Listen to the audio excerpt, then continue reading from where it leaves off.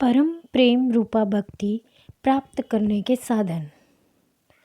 उसको यानी भक्ति को प्राप्त करने के आचार्यगण साधन उपाय बतलाते हैं। भावार्थ, सभी साधनों में भक्ति की प्रधानता तथा उत्कृष्टता का गान करने के पश्चात नारद जी परम प्रेम रूपा भक्ति को प्राप्त करने के साधन बतलाते हैं। इन साधनों को यतन साध्य तथा कृपा साध्य दो श्रेणियों में विभक्त किया जा सकता है। यतन साध्य साधन कष्टप्रद भी हैं तथा लगभग असाध्य से हैं, क्योंकि इन साधनों के द्वारा लक्ष्य तक पहुँचने के लिए दीर्घकालीन धैर्यपूर्वक तथा समर्पण भाव युक्त साधना की आवश्यकता होती है। विशेषकर इस युग में जबकि जीवों में धैर्य का अभाव है, यतन साध्य साधनों को और भी कठिन बना दिया गया है। फिर यह बात भी है कि यतन साध्य साधन भी ईश्वर कृपा से ही सिद्ध हो पाते हैं। जीव केवल साधन ही कर सकता है, फल ईश्वर अधीन है।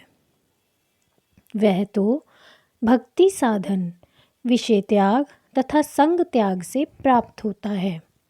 भावार्थ, यतन साध्य प्रथम साधन का वर्णन करते हैं।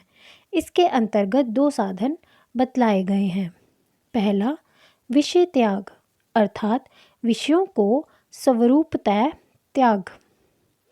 वैराग्य तथा त्याग के अंतर को समझ लेने पर यह सूत्र स्पष्ट हो जाएगा। विषय भोगों की ओर से एकदम मुंह मोड़ लेना, विषयों का त्याग कर देना त्याग कहा जाता है।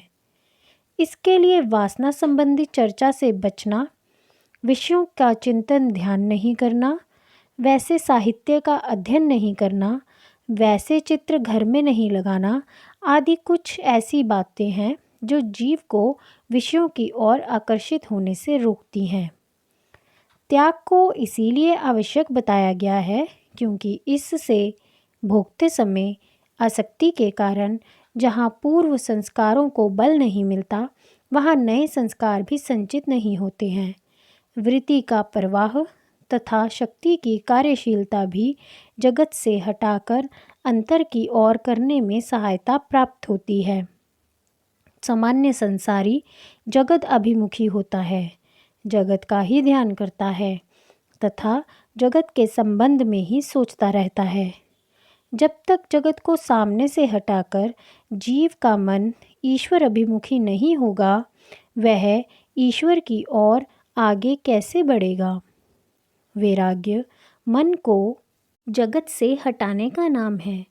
यह दो प्रकार से संभव है अथवा इसके दो स्वरूप हैं।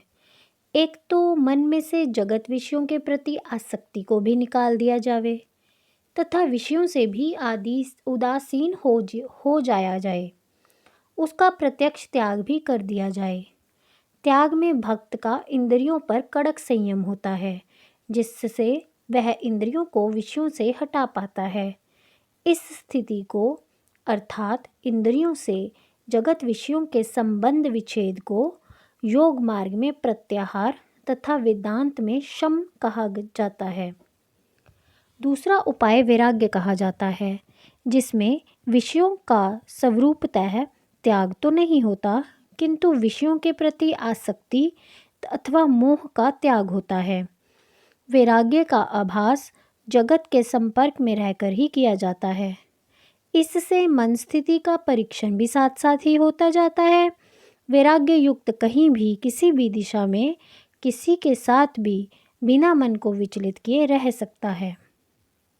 जब जीव किसी विषय का ध्यान करता है तो विषय के साथ संग हो जाता है। या तो वह उस वस्तु को पसंद करने लगता है अथवा पसंद नहीं करता। पसंद अथवा नापसंद संग के ही दोनों रूप हैं। इसी प्रकार कर्म का आरंभ करने से पूर्व ही उस कर्म के फल के साथ उसका संग हो जाता है। मन अनुकूल कर्म फल प्राप्त करने की इच्छा करने लगता है, किंतु वैराग्यवान मनुष्य का ना विषय से संग होता है ना कर्म फल के साथ ही। वह जगत में रहते हुए जगत में नहीं रहता तथा कर्म करते हुए भी अकर्मी बना रहता है। उसने स्वरूपतः चाहे विषय का त्याग नहीं किया हो, किंतु मानसिक त्याग अवश्य होता है। विषयों में दोष दृष्टि रखकर वैराग्य का अभ्यास करते रहने से धीरे धीरे मन विषय रस से दूर हटने लगता है। पहले पहले उसका यत्न चलता है, कभी वैराग्य युक्त हो जाता है तो कभी गिर जाता है। फिर उसका किसी किसी वस्तु अथवा व्यक्ति में वैराग्य होता है तथा किन्हीं में आसक्ति बनी रहती है। इस प्रकार धीरे धीरे और करते करते वैराग्य परिपक्व होता जाता है। यह कहा जा चुका है कि अध्यात्म उत्थान के लिए चाहे विषयों का प्रत्यक्ष त्याग रूपी त्याग हो अथवा आसक्ति का त्याग रूपी वैराग्य हो, वैराग्य आवश्यक है। गीता में भी भगवान ने अर्जुन को यही उपदेश दिया है कि अभ्यास तथा वैराग्य से ही मन को नियंत्रित किया जा सकता है। आजकल चाहे कुछ ऐसे साधनों को प्रचारित किया जा रहा है जिनके लिए वैराग्य की आवश्यकता नहीं है, परंतु हमारे प्राचीन आचार्यों एवं ऋषियों ने अथक परिश्रम के पश्चात ही साधन के लिए वैराग्य की अनिवार्यता का निरूपण किया है। अब प्रश्न यह उपस्थित होता है कि विषयों के स्वरूपतः त्याग अथवा आसक्ति रहित संग त्याग रूपी वैराग्य से किस प्रकार परम प्रेम रूपा भक्ति की प्राप्ति होती है। जब मन विषयों तथा अन्य जगत भोगों के प्रति आसक्त बना रहता है तो जीव की अंतर चेतना भी विषय अभिमुखी प्रवाहित रहती है, किंतु जब जीव मन वृत्ति को विषयों के प्रति वैराग्य युक्त कर लेता है तथा साथ ही साथ उसे ईश्वर की ओर मोड़ने का प्रयत्न करता है तो अंतर चेतना भी अंतर्मुखी होने लगती है। चेतना के दो ही प्रवाह हैं, बहिर्मुखी तथा अंतर्मुखी। बहिर्मुखी प्रवाह आरंभ हो जाने पर अंतर्मुखी बंद हो जाता है तथा बहिर्मुखी बंद होने पर अंतर्मुखी आरंभ हो जाता है। अंतर्मुखी आरंभ होने पर बहिर्मुखी बंद होने लगता है। यही वैराग्य की आवश्यकता है तथा इसीलिए आचार्यों ने इसी पर बल दिया है। निरंतर सतत धारा प्रवाह तेल धारावत अखंड भजन भी ईश्वर कृपा होने पर परम प्रेम रूपा भक्ति की प्राप्ति का कारण होता है। योग दर्शन में भी कहा गया है, साधना अथवा गौनी का दीर्घकालीन साधन वह भी नित्य निरंतरता बनाए हुए तथा श्रद्धापूर्वक करने से साधना दृढ़ भूमि होती है। निरंतर तथा अखंड साधना भक्ति क्यों कर संभव है, यह लोगों की समझ में नहीं आता। उनका ऐसा कहना है कि व्यवहार के समय तो मन जगत के प्रति आकर्षित होगा तथा साधना खंडित हो जाएगी। निद्रा की स्थिति में तथा अमोद प्रमोद में भी निरंतरता भंग हो जाएगी। फिर अखंड साधना कैसे की जा सकती है?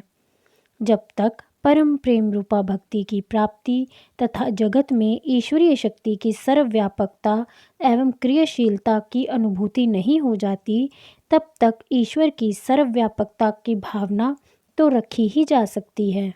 जब तक संभव हो इस भावना को बनाकर रखा जा सकता है। इसके अतिरिक्त यथासंभव ईश्वर का नाम जप व्यवहार करते समय किया जा सकता है। फिर सभी कर्म ईश्वर की सेवा समझकर करने का प्रयत्न भी किया जा सकता है। जिसकी सेवा का भाव मन में रखा जाता है उसका स्मरण बना रहता है। अखंड भजन का अर्थ है भक्ति शक्ति को अंतर्मुखी प्रवेश करने का प्रयत्न।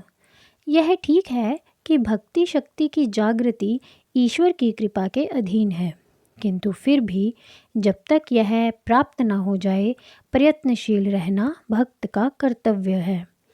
यदि कोई अखंड भजन में लगा रहता है तो उसका वैराग्य सिद्ध होने में बड़ी सहायता प्राप्त होती है, क्योंकि तब सभी वृत्तियाँ एवं सर्वलक्ष्य प्रभु प्राप्ति की ओर ही केंद्रित रहती हैं। यदि कभी विषयों का आक्रमण होता भी है तो वह अखंड भजन के निरंतर प्रवाह में बह जाता है, किंतु अखंड भजन में भी परम प्रेम रूपा भक्ति की प्राप्ति का लक्ष्य सदैव भक्त के अभिमुख बना रहना चाहिए। इससे शक्ति जागृति के लिए भक्त में भावना सुदृढ़ होती है तथा जागृति के संस्कार अंतर में अधिकाधिक संचित होते हैं। यथा समय यही संचित संस्कार ही उदार होकर परम प्रेम रूपा भक्ति की प्राप्ति ईश्वर कृपा से करा देते हैं। यह तो कहा जा चुका है कि सभी साधनों का अनुष्ठान परम प्रेम रूपा भक्ति की प्राप्ति के लिए ही होता है। उसमें भी यदि साधना भक्ति अखंड चलती रहे तो प्राप्ति की यथा शीघ्र होने की संभावना है। किंतु अखंड भजन करते हुए भी भक्त में धैर्य का बने रहना नितांत आवश्यक है, अन्यथा अखंडता का स्थिर रह पाना कठिन हो जाता है। यदि लक्ष्य पर ही चित्त स्थिर बना रहे किंतु मन में यह भी भावना रहे कि जब प्रभु की कृपा होगी भक्ति प्राप्त हो जाएगी, तो धैर्य बना रहता है। कई भक्त अपने लक्ष्य प्राप्ति के लिए समय सीमा निश्चित कर लेते हैं, पर यह आवश्यक नहीं कि उस समय सीमा में प्राप्ति हो ही जाए। यदि प्राप्ति नहीं हुई तो धैर्य टूट जाने की संभावना है तथा अखंडता भंग हो सकती है। अखंडता भंग होने में सकामता का भी बहुत बड़ा योगदान है। भक्त के सामने कठिनाइयाँ, समस्याएं तथा विघ्न तो आते ही हैं, जिनका मूल कारण उसके अपने मन में संचित संस्कार ही होते हैं।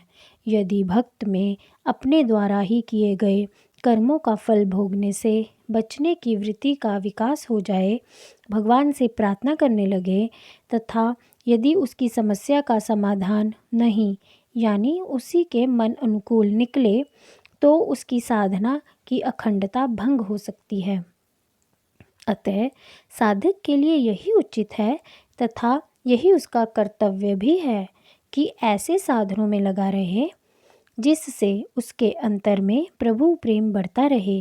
प्रत्येक परिस्थिति में प्रभु की कृपा का दर्शन करे ताकि उसके भजन की अखंडता बनी रहे।